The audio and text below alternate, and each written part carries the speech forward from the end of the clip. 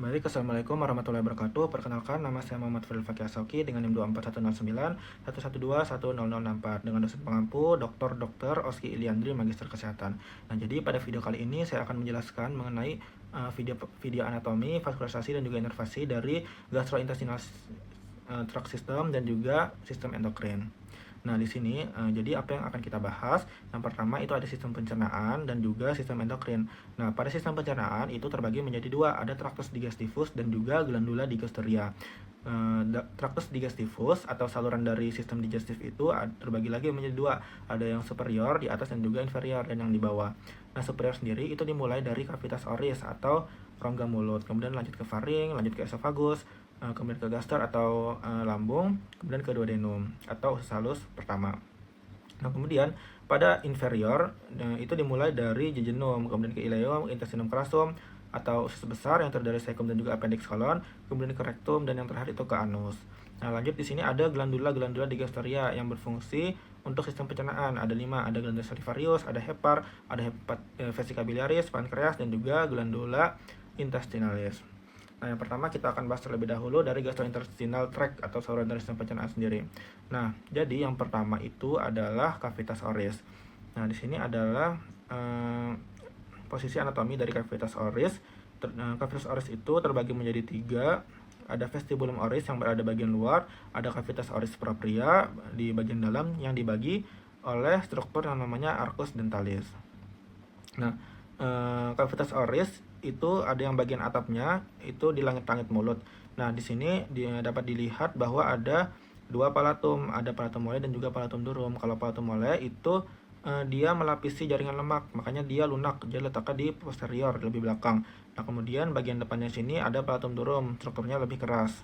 Nah, kemudian di tengah-tengah sini ada suatu saluran yang bagi antara kanan dan kiri, itu namanya sutura palatina media, dan ada sutura lagi yang berada di palatum mole tadi menuju ke palatum durum, itu adalah sutura palato maxillaris dan terbagi menjadi 2 lamina horizontalis osis palatini. Oke, kita lanjut ke cavitas oris yang ada di dasar atau di lidah lingua.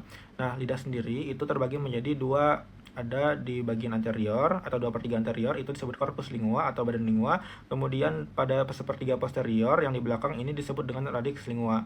Nah, kemudian ada struktur pembaginya nih, seperti saluran. Ini disebut dengan sulcus terminalis. Kemudian di tengah-tengah dari sulcus terminalis ini ada lubang kecil disebut dengan foramen cecum. Nah, ini lidah yang dilihat dari samping, ini adalah dorsum linguanya. Kemudian di ujung lidah itu ada namanya apex lingua. Nah, saat kita mengangkat lidah menuju langit-langit mulut, terlihat beberapa struktur di sini yang memanjang ini dari lidah menuju ke langit-langit bawah, menuju ke bawah ini disebut dengan frenulum lingua. Kemudian di samping kanan kiri dari frenulum lingua itu ada lipatan disebut dengan plica sublingualis, dan juga di sini ada lipatan disebut dengan plica fimbriata. Oke, lanjut ke cavitas oris di lingua. Di sini dapat dilihat ada papila-papila. Papila ini adalah pengecap, rasa pengecap. Jadi saat kita makan makanan atau minuman, makanya kita bisa merasakan rasa gitu sebagai indera pengecap. Di sini ada 4 papila, ada papila falata, papila foliata, filiformis dan fungiformis. Nah, kalau foliata sendiri itu dia letaknya berada di sulcus terminalis, di depannya dari sulcus terminalis ini yang bulat-bulat ini adalah papila falata. Kemudian untuk papila foliata itu berada di lateral, di ujung kanan dan juga kiri. Kemudian ada papila fungiformis, dia di depan dan bentuknya itu seperti jamur. Kemudian ada papila filiformis, dia bentuknya lancip-lancip, berada di bagian tengah dan juga dia lebih menyebar di sekitar lingua. Gitu. Oke, kita lanjut ke organ berikutnya yaitu di sini faring. Nah, pada faring sendiri itu dia terbagi menjadi 3 parts, ada nasofaring, ada orofaring dan juga laryngofaring atau epifaring, mesofaring atau dan juga hipofaring. Nah, yang akan kita bahas di sini adalah pembatas-pembatasnya. Yang pertama yaitu di nasofaring, itu ada 2 pembatas. Yang pertama ini adalah pembatas dari rongga hidung dan juga faring. Ada pembatasnya di sini. Nah, ini disebut dengan coana. Kemudian pembatas ke orofaring sendiri itu disebut dengan isthmus pharyngis. Nah, ini pembatasnya dari faring ke orofaring. Nah, kemudian lanjut ke orofaring, itu ada dua pembatas. Yang pertama itu adalah pembatas ke mulut. Nah, ini kan longga mulut. Ini itu faring. Nah, ada pembatas di sini itu namanya isthmus falcium. Kemudian ke arah laryngofaring itu setinggi epiglotis. Ini epiglotis. Nah, kemudian untuk laryngofaring itu pembatas ke arah laring itu ada namanya adytus laryngis. Baik, kita lanjut ke esofagus. Nah, di esofagus sendiri itu juga terbagi menjadi 3 bagian atau 3 pars. Yang pertama ada pars cervicalis, ada pars thoracicalis, dan juga pars abdominalis. Kemudian ada di setiap pars itu ada penyempitan. Jadi ada totalnya ada 3 penyempitan. Di pars cervicalis itu ada penyempitan disebut angustia superior atau cricoidea. Kemudian di pars thoracicalis itu ada angusta media, dan di pars abdominalis itu ada angustia inferior atau diafragmatica. Baik, kita lanjut ke di sini di esofagus sendiri itu ada yang namanya sphincter atau seperti pintu gitu. Ada dua, ada upper esophageal sphincter dan juga lower esophageal sphincter. Kita selanjutnya di sini ada vaskularisasi dari esofagus. Untuk pars cervicalis sendiri itu divaskularisasi oleh ramus esophagealis dan juga arteria inferior. Kemudian untuk pars thoracica itu divaskularisasi oleh rami esophagealis dan juga aorta thoracica. Yang ini. Kemudian untuk pars abdominalis itu diinnervasi oleh ramus esophagus dan juga arteri gastrica sinistra. Ini gastrica sinistra. Nah, sekarang kita lanjut ke gaster atau lambung. Nah, di gaster itu ini adalah gaster tampak luar dan ini adalah gaster tampak dalam. Di sini strukturnya yang pertama itu ada dua permukaan. Permukaan anatominya yaitu fasies, ada fasies anterior dan juga posterior di depan dan juga belakang. Kemudian ada dua lengkungan di sini, ada curvatura mayor dan curvatura minor. Nah, curvatura minor itu dia yang di sini, kemudian ini curvatura mayor. Kemudian ada 4 bagian atau 4 regio. Yang pertama ada pars cardiaca, kemudian ada fundus gastricus di sini, kemudian ada corpus gastricum, kemudian ada gaster yang terdiri dari gaster pars pylorica atau antrum pyloricum atau canalis pyloricus yang ada di bawah sini. Nah, kemudian ada dua lengkungan kemudian ada 4 cekungan di gaster, ada incisura cardiaca di sini dan juga incisura angularis di sini.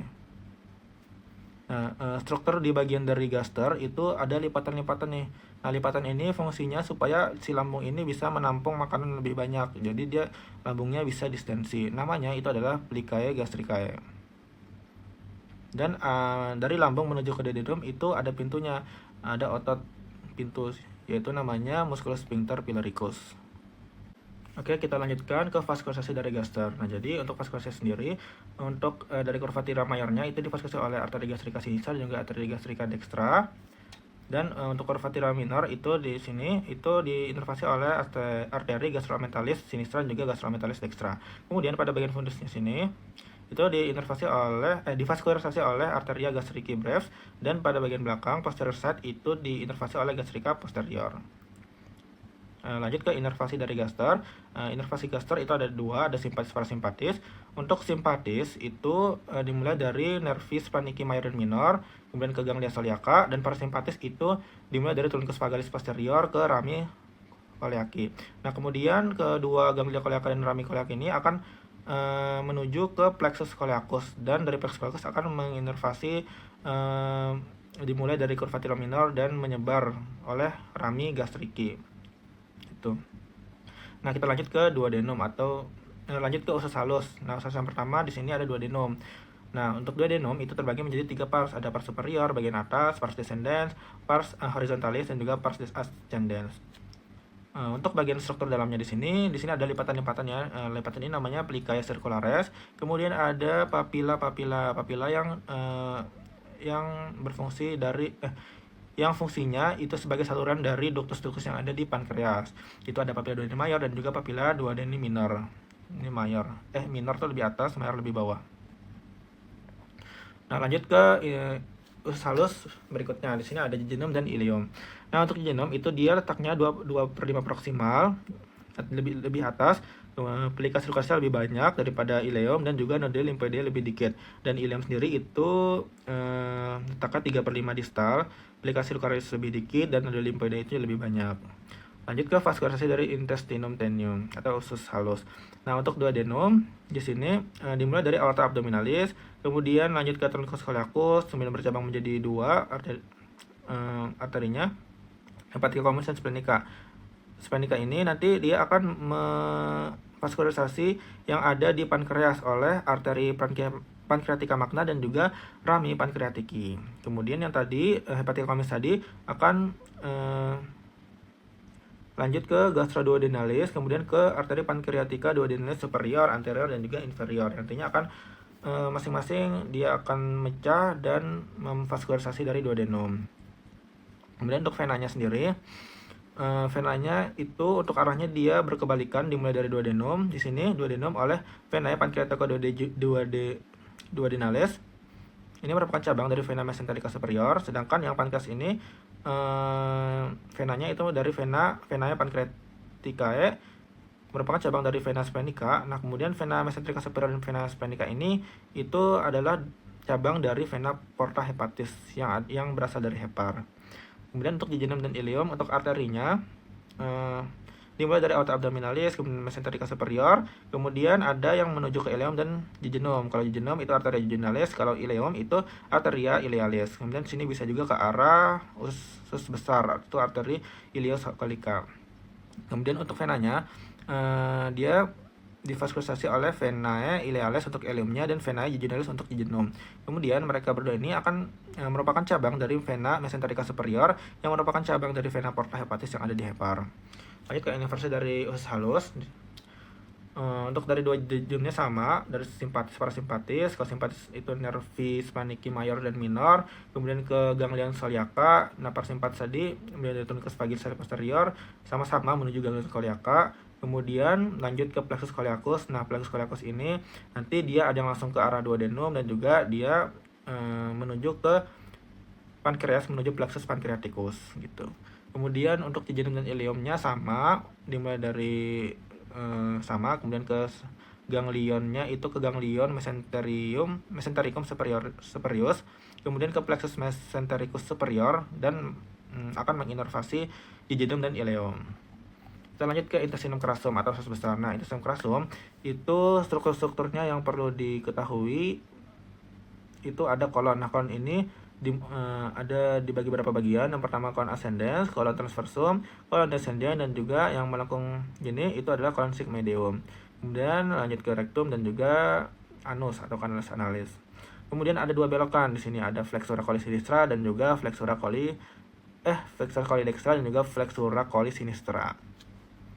Nah, kemudian ada struktur yang berada di tengah-tengah nih yang nih, itu namanya tenia coli. Kemudian satu ini itu disebut dengan haustra coli, dan ada di setiap haustranya itu dikelilingi oleh jaringan lemak, namanya appendices epiploicae gitu. Kemudian kita lanjut ke vaskularisasi dari intestinum crassum. Terbagi menjadi 2/3 kolon transversum dan juga 1/3 dari kolon transversum. Nah, intinya 2/3 dari kolon transversum itu dia dari aorta abdominalis kemudian ke mesenterica superior. Nah, kalau yang 1/3 kolon transversum itu dia ke mesenterica inferior. Kemudian pada venanya di sini ini ada, maksudnya 2/3 kolon transversum ini nanti dia akan menuju ke vena mesenterica superior, lanjut ke vena porta hepatis, dan 1/3 dari kolon transversum dia ke vena mesenterica inferior dan lanjut ke vena porta hepatis. Untuk inervasinya sama, simpatis parasimpatis ininya sama, dimulai dari nervus spaniki mayor dan minor, dan parasimpatisnya dari truncus vagalis posterior. Kemudian simpatisnya itu akan lanjut ke ganglion mesentericum superius, Dan lanjut ke plexus mesentericus superior yang akan menginervasi dari 2/3 dari colon transversum. Nah, untuk 1/3 dari colon transversum dia kurang lebih alurnya sama tapi kebalik, dan bedanya dia itu dari plexus mesentericus inferior. Oke, kita lanjut ke rektum. Nah, rektum ini merupakan akhir dari sistem dari tractus digestivus. Nah, ada di sini yang dapat kita lihat, ada pembatas antara rektum dan juga anus, namanya itu linea pectinati. Nah, kemudian di atas dari linea pectinati itu ada seperti lubang-lubang, itu kolumna analis. Baik, kita lanjut ke glandula digestoria. Nah, untuk glandula digestoria itu yang pertama kita bahas adalah glandula salivarius. Nah, glandula salivarius ini dia ada yang mayor dan juga minor, tapi yang akan kita bahas ini yang mayor saja. Itu ada 3, ada glandula sublingualis, submandibular, dan juga parotidea. Nah, untuk glandula sublingualis dia berada di antara dasar mulut dan juga di atas dari musculus mylohyoid, suatu kelenjar kecil di antara kelenjar-kelenjar mayor lainnya. Kemudian dia ada duktusnya, namanya duktusnya ini disebut dengan ductus rivinus. Dia bermuara pada pelika sublingualis di dasar lidah. Lanjut ke glandula parotis atau parotidea. Di sini dia berada di bawah telinga, tepat di antara proses mastoideus dan juga ramus mandibula. Duktusnya itu namanya ductus parotideus atau nama klinisnya itu ductus tension. Ductus ini dia akan bermuara ke vestibulum oris pada lipatan antara mukosa pipi dan gusi sekitar molar 2 di atas. Lanjut ke glandula yang terakhir, yaitu glandula submandibularis. Ini berada di dasar mulut bagian bawah ramus mandibula dan meluas ke sisi leher melalui bagian tepi bawah dari mandibula. Nah, duktusnya itu namanya ductus submandibularis atau disebut dengan ductus Wharton. Untuk muaranya sendiri, duktusnya akan bermuara pada daerah papila dari sublingualis di bawah frenulum lingua, di belakang gigi incisivus bawah. Lanjut ke hepar. Nah, hepar sendiri ini terbagi menjadi lobulus. Ada 4 lobulus. Pada jika dari anterior itu ada 2, dexter sinister. Nah, ada 2 tambahan jika dilihat dari arah posterior, ada lobus caudatus dan juga lobus quadratus. Kemudian untuk struktur dari porta hepatis itu ada ductus choledocus yang merupakan gabungan dari ductus hepaticus camus dan juga ductus cysticus yang dari vesica biliaris. Kemudian untuk persarafannya itu divaskulisasi oleh arteri hepatica propria, vena porta hepatis, dan juga inervasinya oleh plexus coeliacus. Kemudian ke vesica velea. Vesica velea dia terletak di tepi kanan lobus dari quadratus. Nah, cairan empedu dari hepar itu akan ditampung terlebih dahulu di vesica velea. Jadi dia tempat penampungan dari getah empedu yang dihasilkan oleh hepar. Adapun ductus dari vesica velea ini adalah ductus cysticus. Nah, jika cairan empedu diperlukan akan disalurkan menuju ductus choledocus. Muara dari ductus choledocus dan juga ductus pancreaticus di duodenum pada papila duodenum mayor. Kita lanjut ke sistem endokrin. Nah, sistem endokrin yang pertama di sini ada hipotalamus. Nah, hipotalamus itu letaknya di sini, berada di encephalon, yang letaknya di antara midbrain atau mesencephalon dan juga prosencephalon atau forebrain. Dia akan terhubung dengan di sini glandula dengan hipofisis. Banyak suatu struktur disebut dengan infundibulum. Kemudian ada namanya hypothalamic portal system yang persarapan yang dilalui dari hipotalamus menuju ke hipofisis. Selanjutnya yang kedua di sini ada glandula hipofisis atau pituitari. Nah, glandula hipofisis itu berada di sela turcica, tepatnya di fossa hypophysalis yang ada di os sphenoid. Nah, di sini ini os sphenoid, kemudian depannya ini tuberculum psilua, belakangnya dorsum cilia, tengahnya ini ada lubang ke bawah, itu namanya hipofisis, tempat dari hipofisis. Nah, hipofisis itu ada 2 lobus, ada lobus anterior dan juga lobus posterior. Atau anterior itu adalah hipofisis, posterior itu neurohipofisis. Nah, untuk anterior adenohipofisis terbagi menjadi 3 pars, ada pars tuberalis, pars intermedia, dan juga pars distalis. Pada bagian belakang itu terdiri dari lobus posterior dan juga infundibulum. Kita lanjut ke glandula tiroid. Nah, jadi glandula tiroid ini adalah glandula yang letaknya itu di area kolum atau leher. Letaknya di anterior anterior dari cartilago tiroidea di bawah larynx setinggi vertebra cervicalis kelima sampai vertebra thoracica pertama. Nah, yang ini dia letaknya sekitar 2 cm di bawah cartilago tiroid. Untuk lobusnya itu terbagi menjadi dua, ada lobus dexter dan juga sinister. Nah, namun ada fun fact-nya bahwa gland tiroid ini dia bisa saja menjadi 3 lobus. Ada satu lobus tambahan yaitu namanya lobus pyramidalis. Nanti dia letakkan di sini. Nah, lobus ini dia hanya dimiliki oleh 10% yang ada di dunia. Jadi nggak semuanya ada. Untuk untuk vaskulasi dari lobus pyramidalis ini itu diinervasi oleh arteri ima. Nah, untuk gambar yang ini itu merupakan letak anatomi dari glandula tiroid jika dari potongan melintang. Nah, di sini ini glandula tiroid, kemudian pada posteriornya belakangnya ini ada trakea, kemudian juga ada esofagus. Kemudian di samping kanan kiri di lateralnya itu ada nervus laryngeus recurrens, ada vena jugulis interna, juga arteri carotis interna. Kemudian di depannya sini ada otot-otot, ada otot musculus sternohyoideus dan musculus sternotiroideus, dan juga satu lagi itu musculus sternocleidomastoideus atau SCM. Nah, lanjut ke vaskularisasi dari glandula tiroid. Glandula tiroid itu di vaskularisasi untuk arterinya itu ada 4. Di sini ada arteri tiroidea superior, arteri tiroidea inferior, ada 4 tadi. Yang superior itu ada yang dari kanan dan kiri, dan juga inferior juga sama dari kanan dan juga kiri, dari subclavia dextra dan juga arteri subclavia sinistra. Nah, untuk venanya itu ada 2, ada vena tiroidea superior dan juga inferior. Nah, inferior ini ada yang dari vena cava superior dan juga ada yang dari vena jugularis interna. Lanjut ke glandula berikutnya yaitu glandula paratiroid. Nah, glandula paratiroid ini adalah kelenjar paratiroid kecil, bentuknya kecil, warnanya itu kuning kecoklatan berbentuk oval. Dia berada di posterior dari glandula tiroid.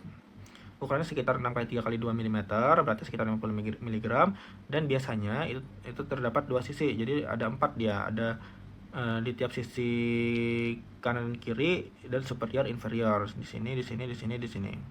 Untuk penamaannya itu kalau bagian atas keseluruhan gini itu namanya glandulae parotiroideae superiores. Kalau ditunjuk satu aja gini itu glandula paratiroidea superior, dextra atau sinistra. Begitupun yang di bagian bawahnya. Kalau jamak inferiores, kalau tunggal itu inferior. Lanjut ke glandula berikutnya yaitu glandula suprarenalis atau disebut dengan glandula adrenal. Nah, glandula adrenal ini letaknya dia berada di atas dari ginjal. Jadi ini adalah sepasang organ terletak di dekat kutub dari atas ginjal dan terbenam dalam jaringan lemak. Jadi dilapisi oleh kapsul atau jaringan lemak. Nah, strukturnya sendiri ada 2 struktur utama, ada korteks dan juga medula. Nah, yang ini korteks, yang ini tengahnya itu medula. Korteks sendiri itu terbagi menjadi 3 zona globosa, zona fasciculata, dan juga reticularis.